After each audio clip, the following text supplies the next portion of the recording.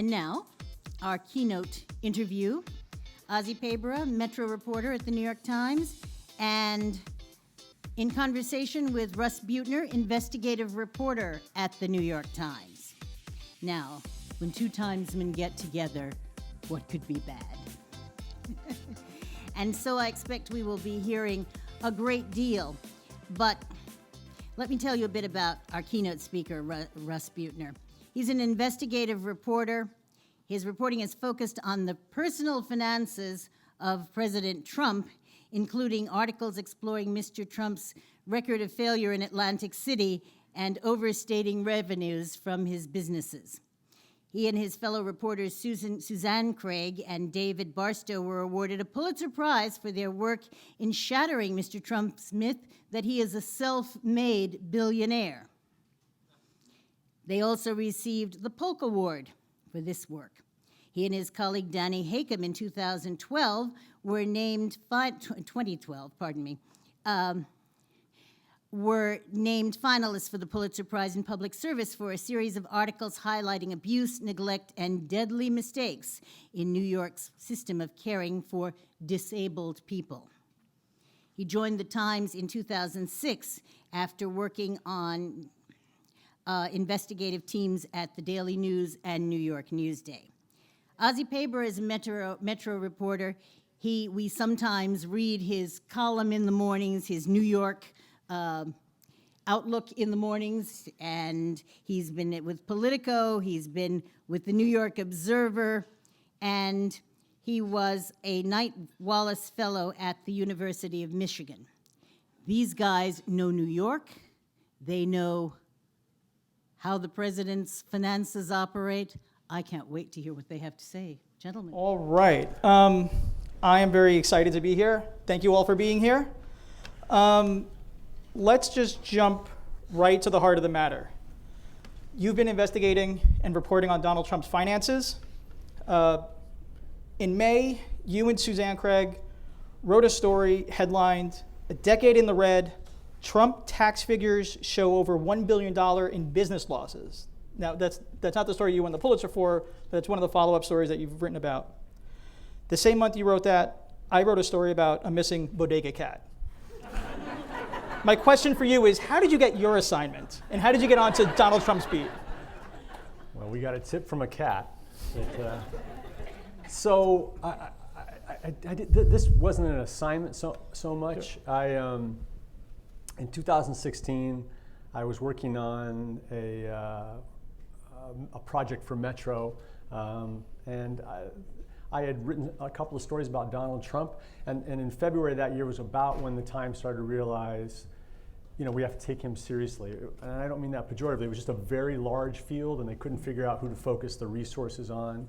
And about then they realized, this guy's he's gonna be there, and we've got to take a look, so they started bringing people in who had written things about him, and I'd written a story about him getting a small business grant after 9/11, and I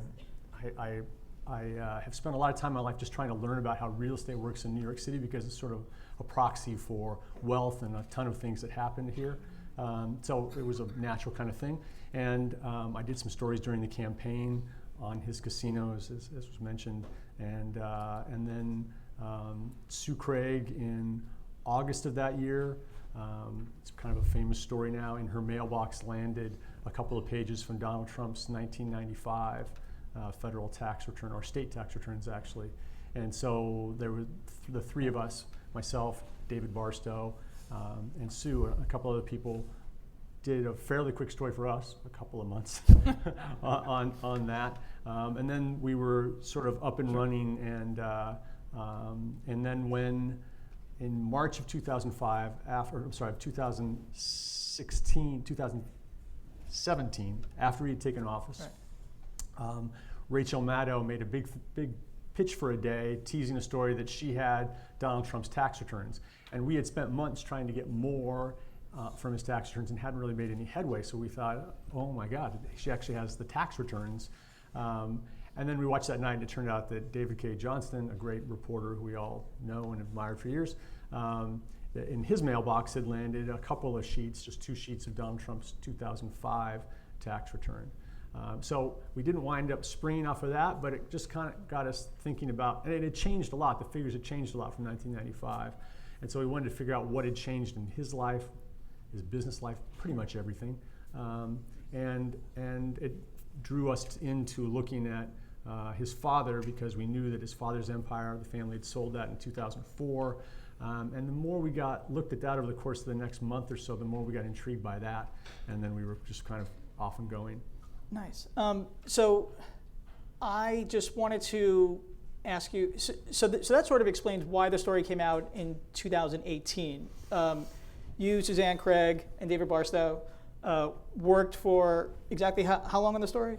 About 18 months. 18 months on the story that eventually won the three of you a Pulitzer-prize.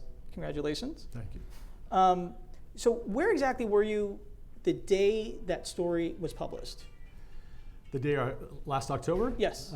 We were in the newsroom. I mean, a great thing now, I remember when I was at the Daily News, you would have a story that was going to be on the front page. Right. And at that time I was living in the city, and I would get up at if you got the Sunday Wood, that was a huge deal at the Daily News. And I just couldn't sleep, and you would go down to your corner newsstand, sometimes it was 12:30 by then, and pick up that first thing. Right. You're like, wow. And then you wonder, is anybody gonna pay attention? And so, to be honest, the next day I would listen to Rich Lamb and others. Are they picking this up? And that was a big deal. And you really had this, especially in New York City, just have this great, I hope it still is somewhat the same as it was, but this great media metabolism that just kind of figures out what matters. And then you hear people describe things in ways that you hadn't thought about before. That's really rewarding.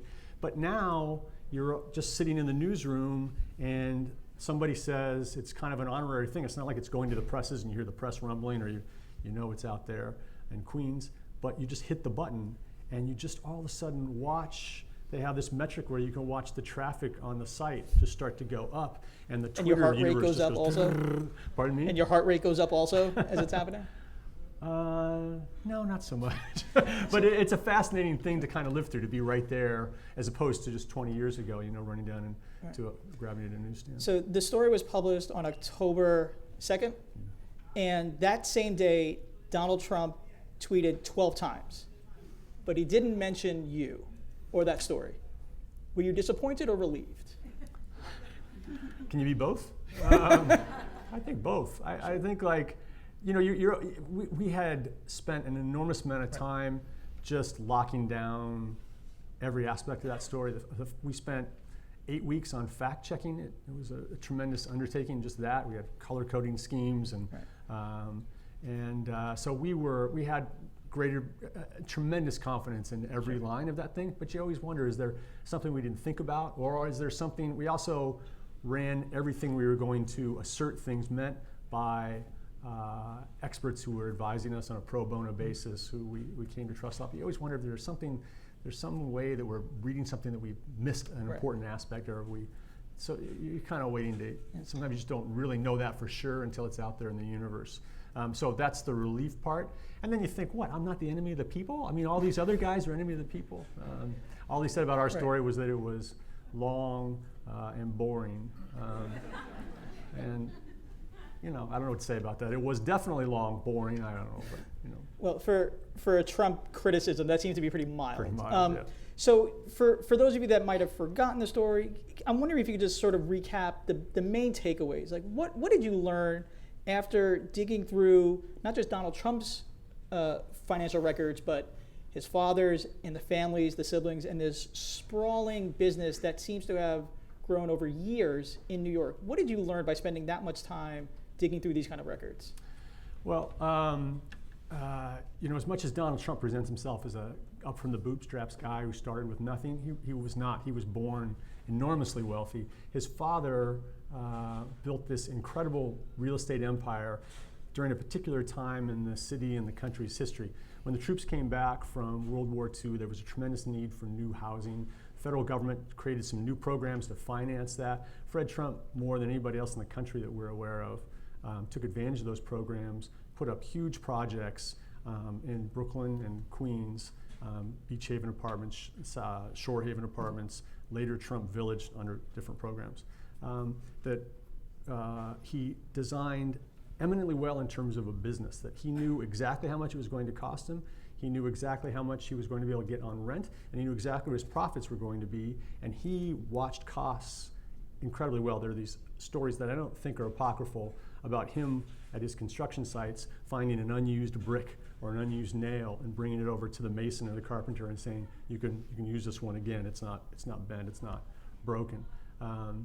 And so and this thing started kicking off enormous wealth by the 1950s. And with incredible foresight for a young guy who was not yet hugely rich, in 1947, 48, when he's putting up these massive projects, he came up with his first plan to begin transferring his wealth to his then infant children. Donald Trump was then 3 when this started, where he... One of my favorite lines in the story is, by age 3, Mr. Trump, Donald Trump, was earning $200,000 a year in today's dollars from his father's empire. He was a millionaire by age 8. Not bad work, right? Yeah. Not bad work if you can get it. Yeah. So what I was going to say was he set up all these streams to transfer wealth, and that's when it really started. He deeded the land under these buildings to his then infant and toddler children, and then paid them rent back for the rest of their lives for the privilege of having his apartment buildings on top of that space. And then he found a multitude of other ways to do that, and that's where Donald Trump's real wealth came from. That was the safety net that allowed him to take huge risks, the safety net that allowed him to fail and then just do the same thing again, and propelled him along well into his 50s. I'm wondering, so a lot of that information has never been reported to this kind of extent in these details. For those of us that may want to graduate from bodega cat stories to bigger and better things. I like cat stories. They're great. I'm wondering, what tools did you actually use to unearth this? Because it seems that Donald Trump's name has been out there for years. The family's business has been operating for even longer. What tools did you guys use to unearth these facts that had not been known before? I was having lunch with my dear friend Joel Siegel. I haven't seen him in a long time today, and I was telling him one of the great things about this project for me was that a lot of times, maybe with a cat story, you feel like you're using just a small percentage of the skills you developed over your course of your life, the expertise you have in different areas. And in one story, you have a job to do and you're doing it the best you can. But this one, I really felt like I used everything I'd ever thought of, and then I still grew more into it. But generally with these things, there's a kind of process you follow, which is to scrape up every available public record that you can. So in this case, that involved 50 years of property records on Fred Trump's projects, every financial disclosure form his sister had ever filed, which is very important to us. Why is that? What was on each of those sets of documents in general? Well, I mean, the property records, you could see the leases that he signed with his kids in 1948, right? And it was buried in microfilm in Brooklyn and Queens at the property records places. His sister, as a federal judge, had a responsibility to disclose something about her assets. You can anonymize those, so you couldn't tell what the source of it was. But for 2 years, she over-disclosed by mistake. The first 2 years she was a judge, and in 1 year she identified all of her father's businesses that were paying her. And we knew that she, in that case, was a proxy for her brother because they were all treated equally in that. So you go through that process of kind of gathering all the public records, you come up with a synopsis, different ways to memorialize what that all means, you develop a list of people you want to contact that might take you to the next level. Then you do that, you go to the next level, and you at the same time are asking for more documents, more records, filling in more space in the kind of narrative history as people remember it of the time, and then you do the same process. You synthesize all that together, make up another list, and you kind of keep doing that over and over again, and then rereading what you've done before. And we created monstrous spreadsheets in this process, and had to have the help of a financial instructor here, actually, who helped me come up with a formula so I could figure out if Donald Trump had invested the money he got every year in the stock market in a conservative stock fund, what would it be valued at now? So every dollar that we added, you could watch that total over 70 years rising. So all of that, and then there was deep sourcing involved, a lot of really sensitive stuff. People obviously are scared of him, not not because they think he's like a substantial person, but because he will file frivolous lawsuits, and we now know why, has always been able to afford to his whole life to lose money filing expensive frivolous lawsuits that any lawyer would tell him he's going to lose, but will exact pain on the person that has hurt his ego. Did you expect one of those lawsuits? No. Are you expecting one now? No. One of the things that stood out in that reporting is the mechanism by which this money got transferred and this wealth got accumulated. And there's an entity called All County. I'm wondering, if, for those of you that may not have read the story, I'm wondering if you can just explain a little bit about how this entity that many people had not even heard of played such a key role in creating the wealth that Donald Trump now has. Sure. So in about 1990, Fred Trump was getting quite old. He had early signs of Alzheimer's. He had held on to his empire. He would found ways to have his empire pay his kids money, but he wanted control of it, and he didn't want his son Donald, especially, to have it because he was afraid Donald would lose it all. Wonder why he had that impression. Yeah, and but they started. I don't think we really have our arms around how much money he had. We do know that one year, Donald's darkest year, he paid himself $50 million. Typically, he would pay himself $5 to $7 million a year out of his business and just let it grow and stay in the businesses, because then he wouldn't have to pay taxes on it the way his businesses were then organized. So we think he had more than $100 million in cash, and we know from the family they wanted to get that money out of his accounts before he died. So they started coming up with mechanisms to do that, and one of them was this thing, All County Building Maintenance and Supply.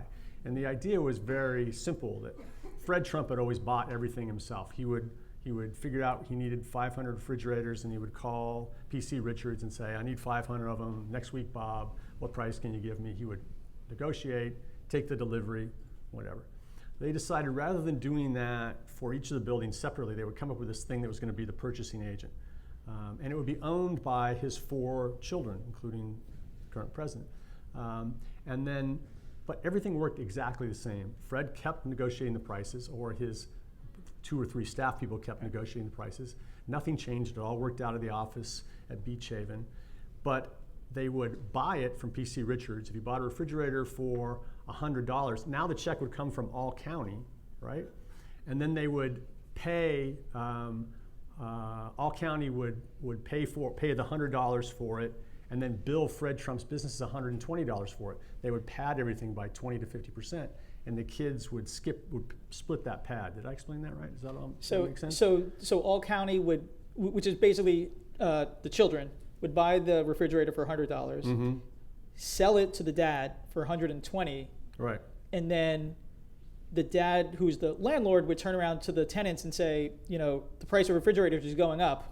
Your rent's going up also. Well, then they would file for a rent increase. These were mostly rent-controlled apartments. They would file for a rent increase in Albany based on that inflated amount. So everybody's rents were going up every year under these capital improvement allowances, more than they should have for the decades.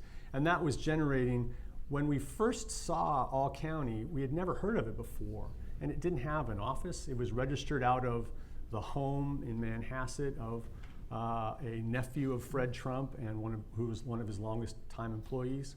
And it just had no presence anywhere. We even went back and looked through old phone books. It had no phone listing. Actual phone books? Yeah, in the library. And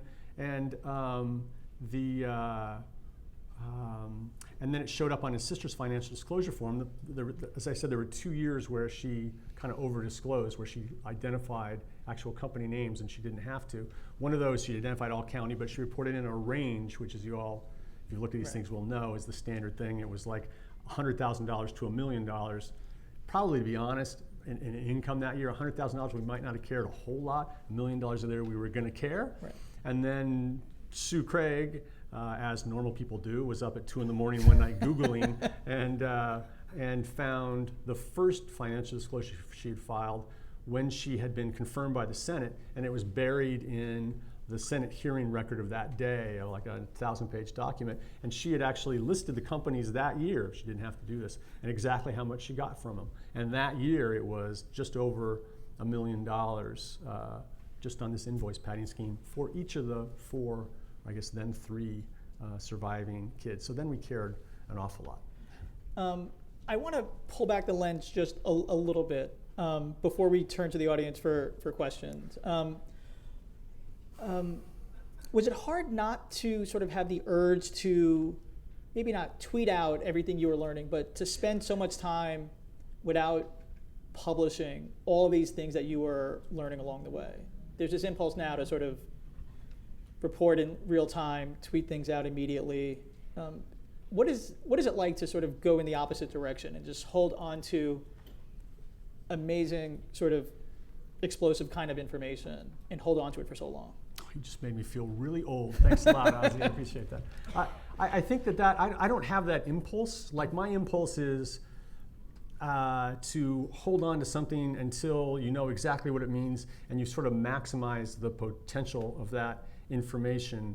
And a lot of times when you, like, if we would have gone with we had people who, when this became public, we sort of lost them. They were going to be hard to get back because then they were very scared. So the longer you can keep these things going and you're still being productive, the better you generally are. And it was a weird thing even internally at the paper, because newsrooms are just, as everybody here knows, just like gossip house factories, right? I mean, everybody's, what are they doing? What are they doing over there? And we had been acquiring these records. We were up to over 100,000 pages. We had scanned them all in, but we needed a place to put them, so they gave us a conference room and we drew the shades on it, and they put us outside the travel department, and they were so sweet. They were like, I'm not asking, they're scary, I'm not asking what they're doing. So just keeping a secret internally was a bit of a challenge, but I think none of us have the impulse to, you just know the stakes are so high that if something gets out, if one of the principals finds out what you're working on, it kind of changes the game. So as long as running quiet is working for you, you want to keep that status. I want to ask you about something that was said on a podcast about a month before your story came out. So you guys are deep into your reporting. You sort of know what the large shape of it is. But Adam Davidson of The New Yorker, who also reports on a lot of financial matters, he was on a podcast in August. Sorry, a month before your story came out. And he said that he spoke to the former head of real estate regulation at the New York State Department of Financial Supervision, and that the person was told that there were conversations that resulted in a very active decision to, quote, to not come down hard on money laundering because it would devastate the New York economy. And that, and which leads to a question about, is Donald Trump an outlier in terms of the kind of financial matters and dealings that is sort of happening in New York, or is he emblematic of what people would find if they were able to do more kind of the research that you and Susan and David were doing? I don't think he's emblematic at all. For a couple of reasons. One is that I think what he was referring to there is the purchase of real estate in New York, and the Times has taken a look at that. I'm fascinated by it, but people, I think it's a old story now that people are like oligarchs are buying an apartment for $50 million that they never live in, and it's just a place to park their assets, and an asset that they know is going to increase because people from China are buying apartments in the same building for $50 million with dirty money that they're never going to live in, and then they can sell it in 10 years and it'll be worth 75 or 100 million. I think that's what he's referring to. Our experts were lawyers and accountants who have handled the finances and the estates of, I think I can say, very prominent New York real estate families for generations, and they've never seen anything like this. All County was not something like you would see Jerry Spire or or Extel or the really big real estate firms do. This was something you would expect to see on an episode of The Sopranos, right? I mean, I'm going to buy it from Tony, then I'm going to pay my kids $20 extra, and you're going to pay. It's right. Like it was just a very simple money grubbing thing. And as soon as you point it to prosecutors, you just say, here's what they were doing. They would say, oh, we've prosecuted a case like that. We would prosecute that if we had known about it. So no, I don't think he's emblematic at all. I think they really were an outlier on all these things. Why wasn't this found earlier? Which this? All of it, like?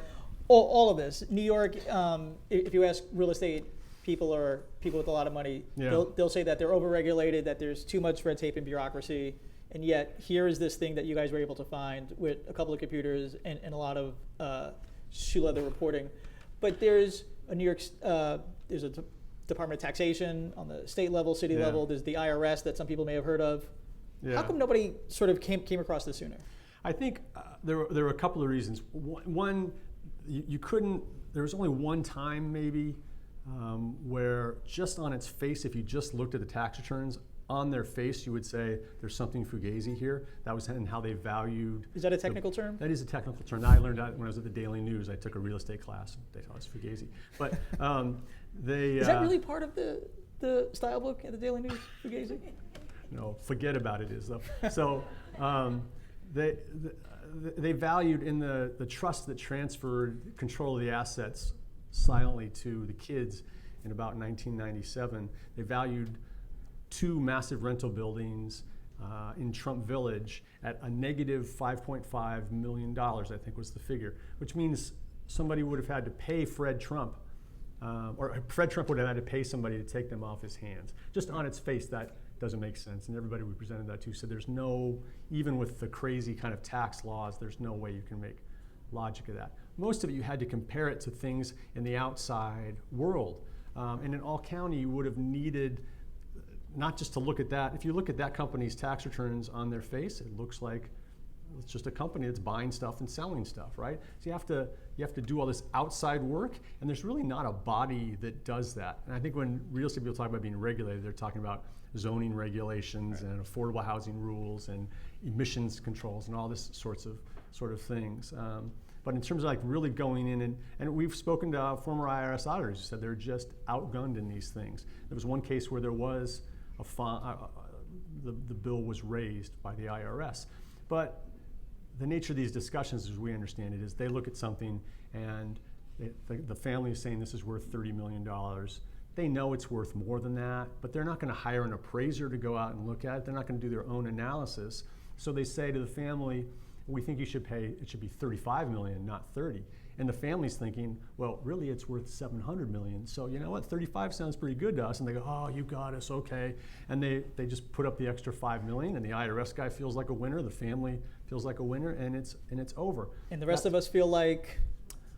Right, the rest of us, our actual returns and the expenses we file are much more explicit in what they mean and easier to pick apart, and so it's harder. So I don't know if you've heard about this, but there's a presidential election coming up very soon, and campaigns happening right now.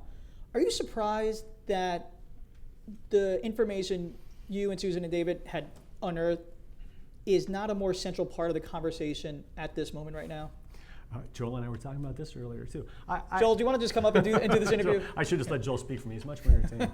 I'm not surprised at all. I don't think, when Donald Trump came down the escalator and said what he said about people from Mexico and other countries that day, I think we all recognize in other times, right, Rich, that would have been at the campaign, right? That would have been it.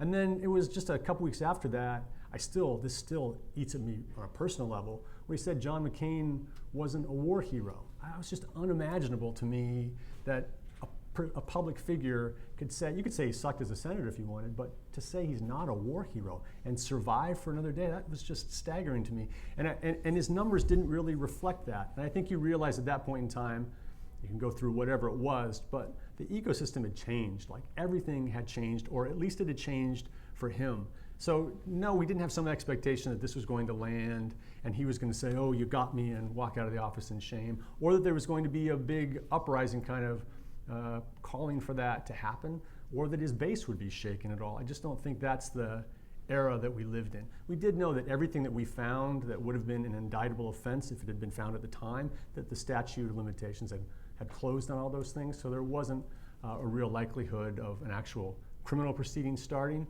which would be the exception to what I just talked about, where right. kind of the environment doesn't matter because the facts get you past that. So I'm not surprised. And how can anyone remember, we're thinking about Alabama now. Who would have thought that? And what's happened in the last 20 days that you've forgotten about already? It's just a daily outrage, and all of this kind of gets mixed up in that soup. I think we're getting close to when we start opening this up for questions from the audience. So if people want to start thinking about what to ask, I'm going to prod you with one or two more zingers, and then hopefully someone else can pinch hit. You said that your story, you didn't have the expectation that Trump would say, "You got me, I admit it," and everything, and that even remarks about that Trump has made about Senator John McCain didn't result in the kind of public backlash that you might have expected a few years ago. I'm wondering, what keeps you going and doing long-term, fact-driven investigative reporting if this is the kind of landscape you think that information is being injected into? I don't know, maybe it hasn't fully sunken in yet, but mostly it's just really fun. I mean, it's really like to try to figure out the secret things that powerful people don't want you to know, and then to go through that's a huge analytical joy. That just never gets old to me. And you're gathering all these records, and then you could just sit and look at them, but you start to see a name over here and a name over here and a name on some memo you wrote 2 months ago, and it all of a sudden all comes together into a really meaningful story where you knew what happened, and then you go back to people and that sparks some memory. That's such a fun kind of analytical process to be in. And then when you're done with that, you get that great creative process of figuring out how to try to tell that story in a way that's not too long and not boring to a large audience. That's a whole other kind of joy. And I just, if you like that at any point in your life, I just don't think it gets old. It's really fun. Amazing. All right, we have the first question. Can you just identify yourself, say your name, what sort of organization, if you're representing one, and then fire away. Mary Beth Kudal, I'm a religion writer. I know yours was the first story that appeared twice in the New York Times, once midweek and once on Sunday, right? Yes. What was that decision about, and what's the next big story? My mom called and said, some of my friends missed it. Can you run it again? I don't remember that so well because that was kind of a blurred phase, but they had run it in the paper. It was quite popular, but we had really had an internal debate on whether it should be, I think this is what it was, a standalone section or the front of the A-book and then most of the A-book on the inside. And the A-book being? The front page, right? And the front section. And ultimately kind of the traditional Times approach would have been to run it on the front page. There were people who were saying, yeah, but things have changed now and we should do it as a standalone, but ultimately that tradition thing kind of carried the day. And then it was so popular and they were getting calls for people who wanted it, who didn't get it, who missed it, because the daily paper comes and goes awfully quick. And not everybody gets it online, right? People really like it. And our layout people are just like, the staff we have for the print section and the different staff we have for the online devices, they're just all so amazing. They did a great job with that. And so they kind of had an idea of what they wanted to do, and then they just said, well, you know what, maybe we didn't have to decide either. Well, let's just do it both ways. Was there a second part to your question? The next big story. Oh, can I tell you in about a year? Okay, thank you. Hi, my name is Molly Stark-Dean. I'm currently looking for my new newsroom after working for several newsrooms.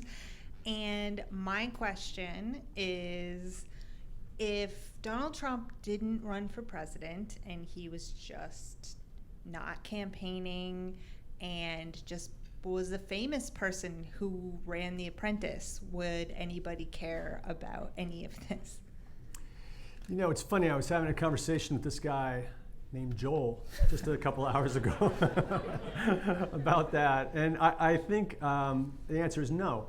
And the reason I'm quite certain of that is we all knew about Donald Trump in newsrooms around the city through the course of his life. And it was just kind of a sideshow, right? He was, everybody knew it was like kind of all silliness, right? He wasn't the biggest developer. He wasn't even among the biggest developers. But he was bombastic, and he would call the newsrooms and tell him stuff about his divorces and have him quoted as a source close to the Donald. And, you know, it was just crazy fun, especially in kind of rock'em sock'em New York tabloid world. So no, we would not devote the resources to look at him this closely at all. And I don't think any of this would have ever gotten any public notice at all. Thank you. Hello, I'm Emlyn Cameron. I'm currently working as just a freelance researcher. What I wanted to ask is, when you have such an overabundance of documentary evidence, you described like hundreds of thousands of pages of documents you can go through, does that simply overwhelm the ability to think about form and how you want to present a story, or does that actually simplify things? Like, how does the nature of investigative reporting with its huge mounds of documents change how you go about deciding whether or not you want just a simple chronology to try and get a story across, or if you should approach it differently? It's the first part is it creates a reporting problem, like what you're talking about, right? How to meaningfully figure out an approach you're going to get through that, and how you're going to make sure you don't forget things that you see, right? Or have your memos be so long that they're meaningless. All of that requires the kind of stewardship as you're going through it. The telling of the story, I think what we've all experienced is you want the material to let it tell you what the best way is, right? And this was an interesting thing because he's 70 years old. We haven't taken him seriously for all these years. Usually if somebody's 70 years old and they're running for office, they've been through the media grinder, scrubbed as we call it at times, countless times, and you're just looking for that one fresh new tidbit that might lead to something. But this was everything we looked at, we realized was new. It had been touched upon maybe in a book here and there, but it never really been all put together, and the biggest parts of it had gotten no notice at all. And so as we were building this, at different times we kind of wrote up memos that were sort of like trial drafts of what this might look like before we went to a next level of sources at a couple of intervals. And we wrestled with, should we have one hard-hitting story for kind of the tax scams, and then a different story that's a little softer, that's sort of a financial biography. And we wrestled with that up right until the end. It got easier to decide when, as our reporting, early on we had decades where we didn't have anything to say. So that creates a problem for telling something as a chronology. If you're going to jump from 1955 to 1977, it doesn't really make sense. But as our reporting progressed, all of those eras were filled in, and the tax scams were so woven into each era of his life that it really seemed to hold together better as one thing. It was quite long; it was almost 14,000 words, and the paper, Dean Baquet didn't blink. He read our outline, our outline was 6,000 words, I think, and a mess, and said, like, that's going to be great. That's going to be great. Go for it. So. Thank you. All right, I just kind of have a question. You had previously worked at the Daily News and Newsday. I'm just wondering, and now you're at the Times. I'm wondering, what is your take on the media landscape right now, and what advice would you give to a young journalist or somebody who is looking to join a newsroom about where to go and how to proceed in their career? I'm not sure I know it well enough to give advice. I think it's a harder time. When I first started out, the kind of progression was clear. You would, when you were in J school or in college, you would be thinking, maybe I'll start at a smaller news organization, then I'll get to a mid-sized one. Maybe I'll have to move around a lot, or if I'm lucky, I can jump straight to New York, even if it's a place at an organization where I don't ultimately want to stay forever, but it would get me in that New York environment. And the progression was clear.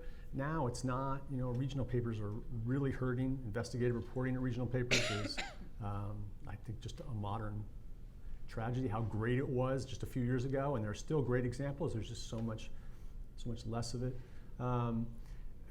But there are these things that pop up. I mean, ProPublica was unimaginable a few years ago. It's one of the most amazing organizations that's ever been created on God's green earth, right? The work they do there is phenomenal, just year after year. My God, if you could aspire to get there at any age, that's a phenomenal thing that was not imaginable 20 years ago. And there are other similar examples of places you can go, institutes that do that sort of stuff. So it's just much more liquid, it seems to me. And I think you want to focus on, it's the same thing. It's in essence a talent business, right? Where you have to have done something for somebody to believe you can do something else. So you just want to be in places where you'll be able to do the kind of work that will both lead you to grow, right? Push you along to learn new skills and improve, and then have things that you can show the next place or the next boss in the same organization to continue on whatever path you see for yourself. Nice. Next question. Hi there, my name's Emma Silikans. I'm an independent journalist. This is an Australian accent, not an English one. Thought I'd get that out of the way. So I'm an independent journalist and I freelance full-time in a strategy role with Barron's right now, but my passion is investigative journalism and being able to solve problems in the world and make a difference. And I've been lucky enough to work with ProPublica on a project, which was absolutely incredible. So I'm hoping to get back there one day. But last semester I found myself teaching a master's level course as a teaching assistant along with Tom Jennings, who works a lot with Frontline. And one thing I found interesting to try and communicate to students that were trying to learn investigative journalism was how do you organize these projects, because it can differ very widely from project to project. So with your particular project, how did you organize that in terms of like a calendar, did you use Document Cloud, were you in Google Docs, chronologies, timelines? Do you have methods that worked really well for you and maybe some tips that might help others that are trying to structure some of these investigations that have a lot of documents coming in? Yeah, I think that's a great question. I think it's a thing that's impossible to teach in journalism school because it's just so situational. But and it's a huge focus for me because all you really in the end have is your time and then whatever skills you have, but your time is such a big thing. And if you are just going through stuff for 2 months and you're not doing it in a meaningful way, you're going to start to lose track of what you saw 2 months ago, right? So for this particular project, we were constantly trying to reevaluate how we were going about storing our information and storing our sort of analysis of that. And I think in the end, the big things, I used to use Word and their outline thing. I have colossal note files, but they're sometimes 600 or 700 pages, but they're organized by those heading things that they have there, which I find to be a very powerful tool. And you can look over the side and see, organized in an outline fashion, every kind of topic that you've got in there and click to that spot and then reunite that with something that you did earlier up there. For this one, we used Google Drive because there were 3 of us. So we could keep those memo files and we could all access them. We had spreadsheets that had source information on them that we also used Google for that. So we would keep just a list of sources that we planned to contact someday, but this was not the right time. People we had contacted, what the outcome was, who was the primary contact among us for that source. We had for all of the documents that we obtained, it was too much to go on Google Drive, but at one point in time, we spent 2.5 weeks just scanning documents when a big trove came in, and then I would OCR them overnight, and we had What does OCR stand for? optical character recognition, so you can do a word search on the things when you first scan in documents. They don't necessarily have that. And then we would create a file hierarchy. We had a little network in our room just for it was closed off from the Times main network, just for our 3 computers, and we could do a full text search of tens of thousands of pages of records for sometimes a particular number, sometimes an account number on Fred's company records, that sort of thing. I think those were the big things, but the important thing is exactly what you're saying, is to be thinking about organization and taking it very seriously before you start doing anything, and then rethink it every couple of weeks, every 3 weeks, to see if you need to totally abandon it or change it, because you just can't lose track of that. And sensitive information you kept out of the network and out of the cloud, you just had it on those 3 computers? Yes. Okay, great. Thank you very much. Yeah. I appreciate it. So my name's Koichi Shiryanagi. So I live in Coney Island in an apartment that is around the corner from Gargiulio's, which is a famous Italian restaurant that Fred Trump, it was Fred Trump's favorite restaurant. Place, that's and right. It's legendary for him being a regular there. And there are lots of, there's a Trump Village, and there's lots of apartment buildings, huge apartment buildings, with Trump's name on them that I think are named after Fred Trump and not Donald Trump in my neighborhood.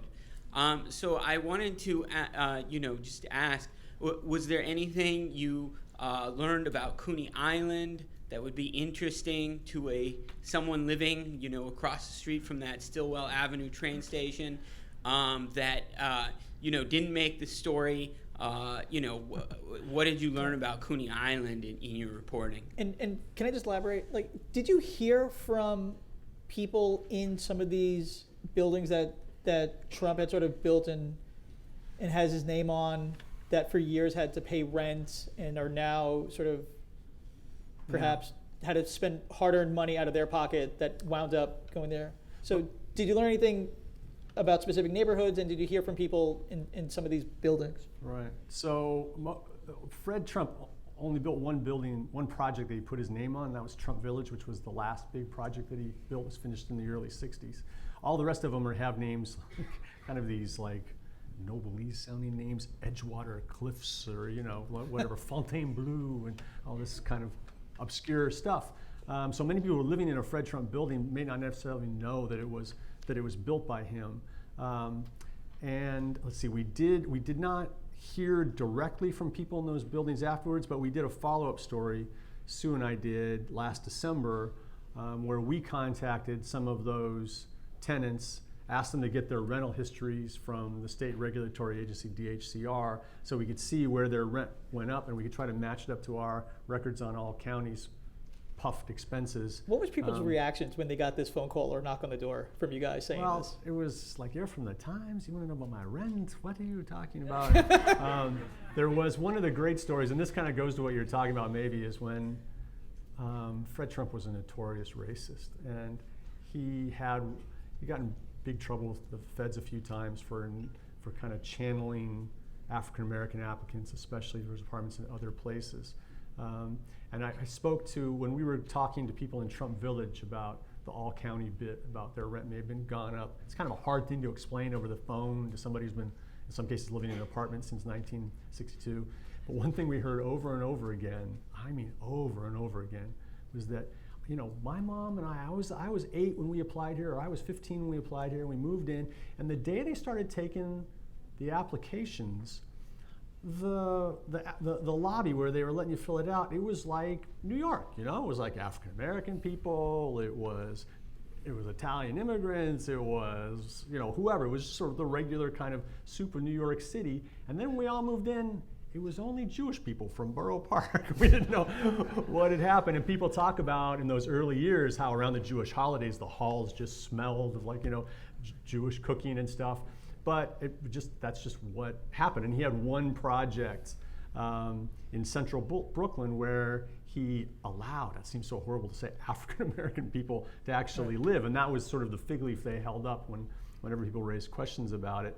But that was a building they also did not maintain well. And in 1992, we didn't put this in the story, but he donated it to a nonprofit organization that a cousin was involved with. And it was, again, the worst maintained building in his the only poorly maintained building really in his whole portfolio. And he told the IRS, we found out from his tax returns, that it was worth $30 million when really it was worth about $7 million. But he got a great, huge tax write-off from it. But how do you pronounce the name of that restaurant again? Gargiulo's. Gargiulo's. I always forget it because I always think of Joe Garagiola for old baseball fans. But that was Fred's favorite place. He did a tremendous amount of business there. In his later years, he would come in, he would take a car from his house in Queens, show up in the office, look at some papers people were convinced he didn't know what he was looking at, and say, time for lunch. And he would go to lunch, and then sometimes he would come back and sometimes he wouldn't. But it was in that restaurant where he struck one of the great deals for all county that we mentioned in the story. There was a guy from Uptown who sold boilers, and Fred needed a bunch of these colossal boilers for his new apartment buildings. And Leon Eastman came to have lunch with Fred, and they struck a deal for the boilers with Fred Trump. They shook hands. Fred Trump agreed on a price. And when Fred Trump, that's one thing you hear over and over again, when he agrees on a price, it doesn't have to be on paper. Fred Trump's going to pay you that price. And unlike his favorite son, he actually paid those bills. So Leon goes back to his shop then, starts assembling all these boilers, has them shipped, sends off an invoice to Fred, and one day in the mail comes a check for like $300,000 from all county building maintenance and supply. And he said, I opened it up and I said, well, what the hell is all county building maintenance and supply? He didn't know what it was. And he had to go back and look at his invoices to connect that, oh, that's the thing I negotiated with Fred at the restaurant that day. And I don't know why I got a check from that, but whatever. And he got a check with that so the kids could get an extra 20% pad on the Costos boilers. Amazing. Is that okay? Did I do okay? Yeah. Okay. Hello, my name is Aisha Khalje. I am a journalism student from Brook College. I wanted to ask, I found it really fascinating that you said you did 8 weeks of fact-checking, and it should be exhausting. But I wanted to ask if you were doing the fact-checking and you were only sure about the 97% of the story, and you are aware that this is a big story, this is a Pulitzer-prize, or might be, and this is a story about the president and his finances, which is very concerning to the country. And would you still publish the story, leaving those dots behind? But even though if they made a lot of sense to the story, or would you have to wait or drop the story? Or were there any stories like this that you weren't sure 100% and you didn't print it, or you did? No, if there's something we're not sure about, we would just leave it out. We had a Google Doc that we had just for fact checking, and we had color codes for this is cleared and who it was cleared by, and then we had footnotes as to the link to the primary document on it. So we have a very long annotated version of the story.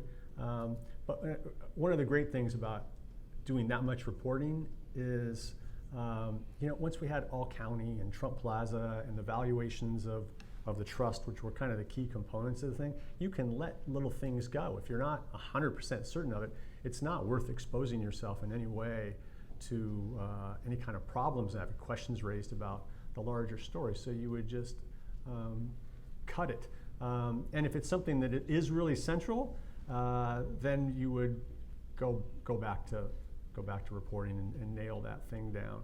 It is one of the things when you're doing a longer project that's kind of investigative in nature that you have to watch out for is you don't want to get too far down the road and tell your editor, well, that thing I've been working on for the last 3 months, it just didn't pan out, so I got to figure out something else, right?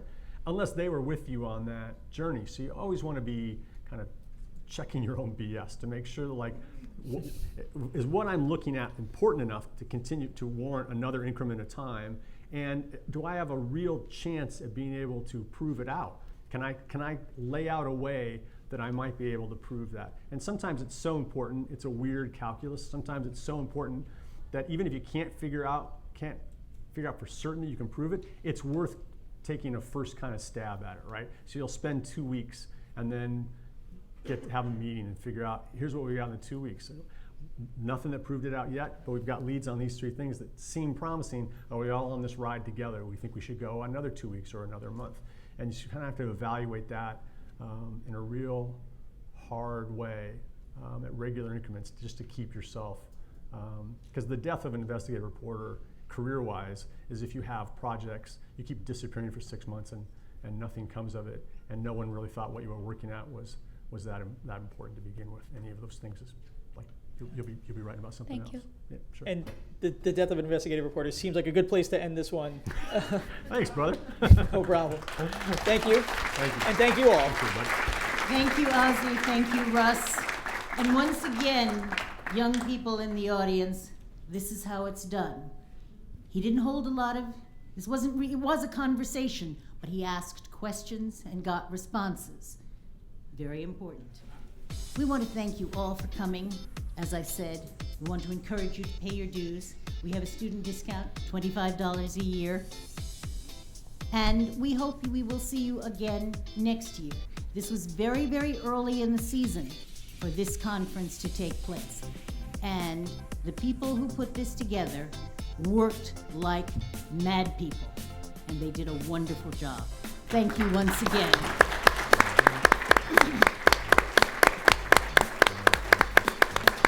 And we will see you next year.